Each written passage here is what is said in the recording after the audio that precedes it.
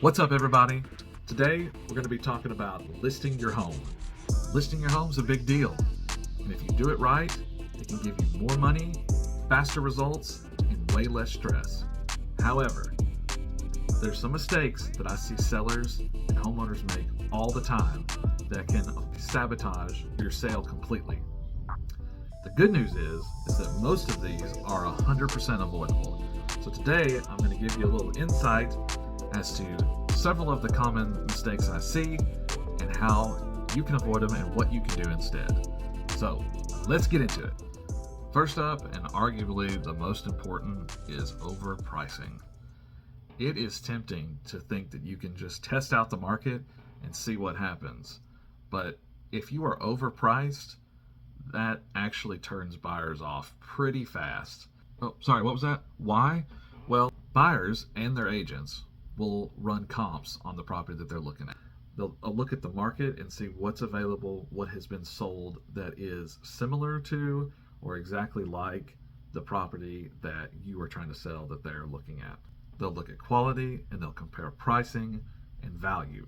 If they notice that your home is listed far above everything that has sold recently and far above the similar properties that are on the market now, this will cause them to question your pricing and your property's value. Best case scenario, they'll make an offer and probably lowball you or want a lot of concessions to be made in order to get their perceived value down based on what they've seen in the market. Worst case scenario is you don't get any showings and you don't get any offers. Your home sits there and buyers are even less likely to see it because they assume because it has sat there, there's something wrong with it. Now, avoiding this is not always as easy as it may seem. It's important to have an agent that is good at looking at the comparable properties and analyzing where the price point should be. Unfortunately, it's not an exact science. There's no one-size-fits-all formula for this, but it's important to have that explained to you as a seller and so that you can make an educated decision on exactly where you want to price the property. At the end of the day, it's your decision, but knowing that if you are overpriced, that could lead to detrimental results in the marketplace and a lot of frustration down the line. The second mistake that I see a lot of people, a lot of sellers and listing agents make is unfortunately listing photos. And I've made some other videos about this. I think it's kind of becoming a pet peeve of mine.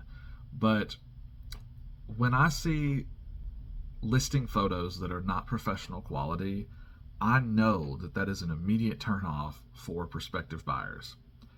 As a real estate agent, I understand that either way, if they're professional photos or not, everybody is going to need to see the property to actually get a feel for what it looks like. However, the name of the game is getting people to see the property so that they can make an educated decision on whether they want to make an offer for the property. Think about it like this. When you're looking for homes, where do you go first? You probably go to one of the big websites like Zillow, Redfin, Realtor.com, and you start looking online there. You put in your search criteria and you view homes that match that search criteria. When you're looking, you already know the search criteria is going to match. So you're not looking at bedrooms, you're looking at price, and more importantly, you're probably looking at the photos. And if the photos don't look good and don't make you want to see it, doesn't really matter what the price is, you're probably just going to go to the next one and you're going to keep scrolling. You need the photos to stop the scroll. And that's the important part that a lot of agents just underestimate the value of. If the photos are stunning, you've done the first step to get prospective buyers in your home. In order to avoid this mistake, make sure you're working with an agent that sees the value in professional photos. They should not be a luxury. They should be the standard. End of story. Third mistake I see homeowners make when selling their homes is skipping the prep work. Smells, clutter, low light, all detract from a buyer's experience viewing the home. When a buyer walks in, the first thing they do is smell the air, whether subconsciously or consciously. That means that whatever odors are in your home that you might be nose blind to, they're going to make a judgment immediately as they walk through the door. Now, this can be good and bad, but making sure that that experience when they first walk in is a pleasant one matters. So, a lot of times I would even suggest consulting someone that doesn't live in your home to see it, because we're all nose blind to our own home sense, okay? But, you know, consulting your real estate agent and being open to some honest feedback can go a long way in making the presentation of your home that much better, so that buyers are enticed to want to live there and make that theirs. Also, any clutter or personal items should be put away or packed away if at all possible. The messier the house is, the harder it is for buyers to get a sense of the entire space and how it would feel for them to live there. Remember, you're selling them the vision of what it would be like to actually live in that property and how it would feel to make that their space. With too much of your stuff there, it may kind of work against you when it comes to them making an offer on the property. In addition, any kind of low lighting or bulbs that need to be replaced, if that can be addressed, that's going to work to your benefit too. I always try when I'm showing a home to turn on all the lights, make it bright so that you can see everything and it feels good and warm and like a home. So any bulbs that you can replace, any lighting that you can fix, any kind of thing like that is going to go a long way in helping the buyers envision themselves in your space. Now, this is not to say that you need full staging. All you need is a clean, decluttered, pleasant smelling space, even if that means a candle or a small air freshener to just liven up the room. Just remember, buyers aren't buying your decor, they're buying a vision. Bad smells and messes kills that vision. So mistake number 4, limited showing availability. This is slightly less common nowadays, but if you are still living in your home and you are trying to sell it, it is understandable that you don't want to have to leave and pick up and go at every little whim of somebody wanting to come in and see your house. However, there is necessity in having as much availability as possible when listing your home so that buyers can see it. Here's what happens. A lot of times, agents will book several showings in a row that are close together for the buyers to see. This might be on a weekend or it might be during the week. Wherever the buyer has availability, they will go ahead and set up a bunch of showings to knock them all out at one time. If it so happens that your availability does not coincide with their availability, they might have a hard time seeing your property. If that's the case, they may never see it.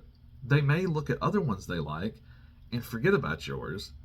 If they do that, you're missing out on opportunities to get the home sold. Anything you can do to maximize your showing availability will be to your benefit. If it's, 10 hours a day, 8 hours a day, whatever it is, work with your agent to maximize that time. It's understandable if there just are times where you cannot leave the home, if you're working from home, all that stuff comes into play. But make sure that you're doing your best to set yourself up for success first and let the buyers be able to see the home so that they can make an offer and you can get your home sold and meet your goals. All right, mistake number 5 is ignoring the little fixes, okay? If you can fix some scuffs in the paint, if you can, touch up some areas that don't cost a lot, those things can greatly benefit your ability to sell the house. Here's an example of why that is. When a buyer makes an offer, they're most likely going to have an inspection contingency.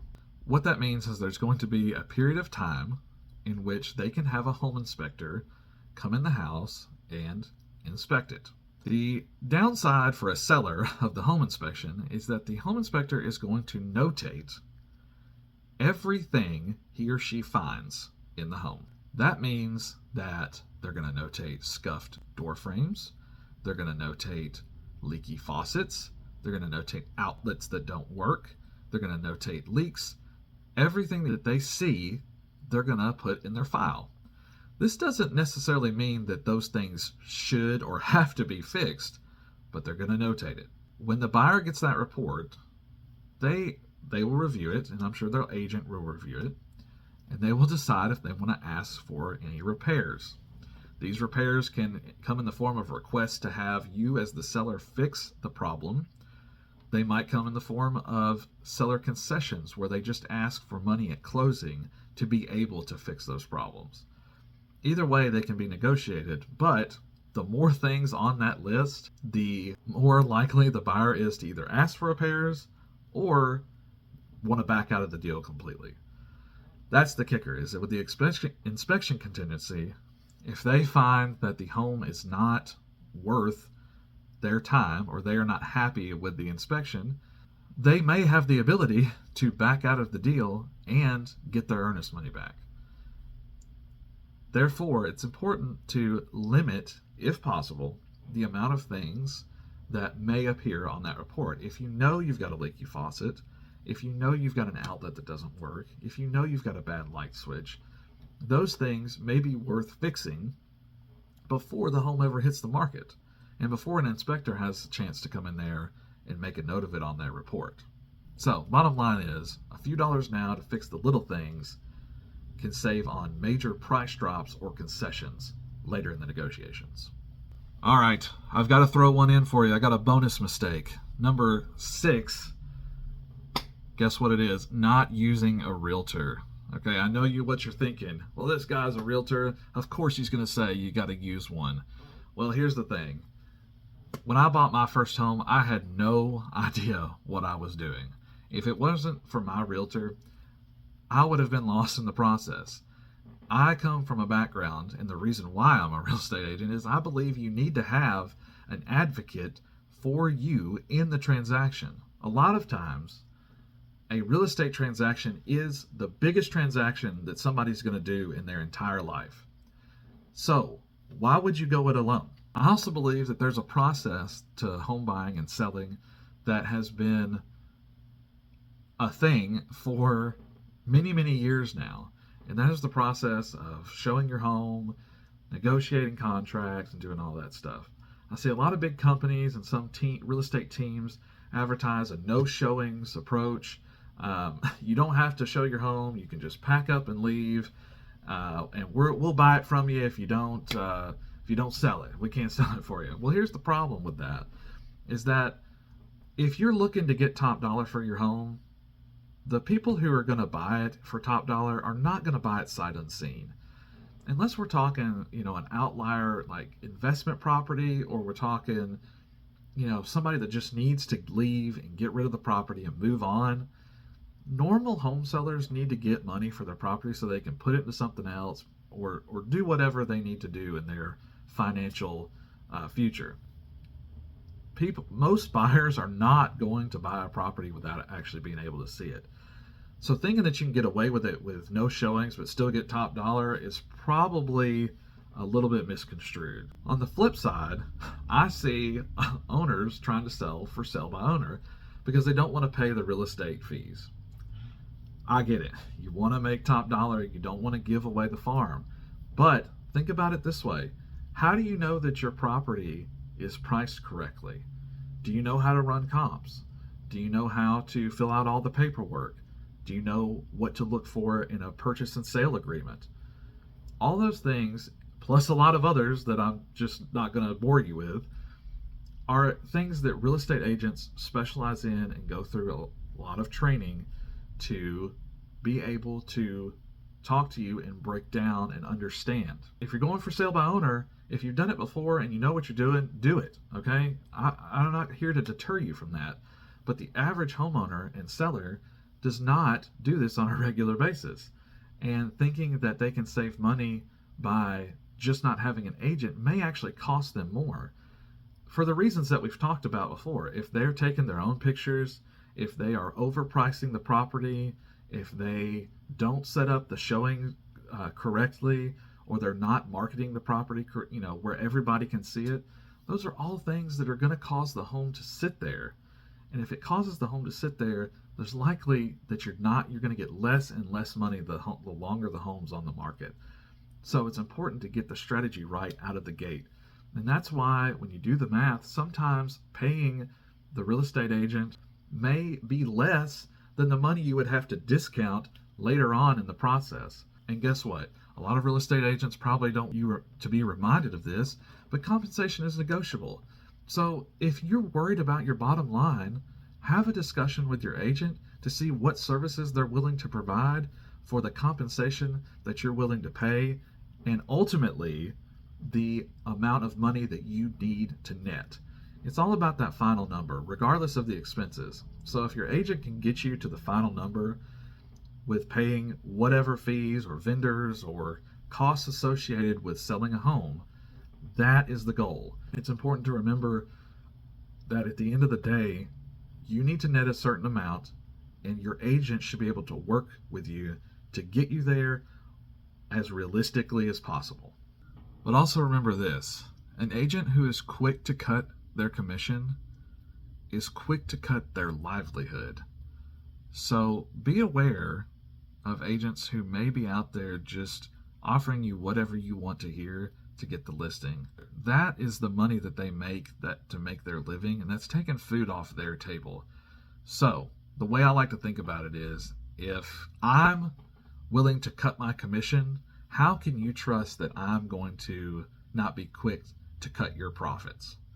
And that's how I would explain it to any seller that was concerned about somebody else offering X percent and I'm offering this over here. And it is a negotiation, but just remember, that is your agent's livelihood, and they are motivated to get you the top dollar by having a certain commission set.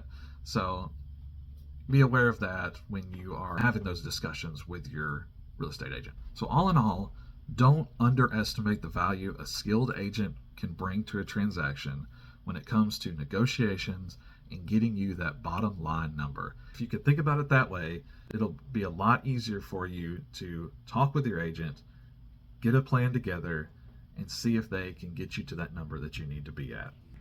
Thanks for watching, guys. All in all, selling your home doesn't have to be stressful. I believe that there is a process to it. It's not a one-size-fits-all approach, and every homeowner and seller is going to have different needs, different priorities. They're going to probably need a customized plan. So sit down, talk with your realtor about what you need in your life and out of your sale and come up with a plan that gets you there. If you're thinking about buying and selling, I'm in the Nashville area. I work North Nashville, South Nashville, East and West, in Nashville. So if you need help and you want to reach out to me, I would be honored to work with you. My contact information is in the description. You can reach out to me anytime and I will respond just as soon as I can. Stay tuned for more tips and tricks and different insights that I have coming up. I've got some more content planned, and I hope you've enjoyed this video. If you did and found some value, please like, please subscribe, and I will see you in the next one.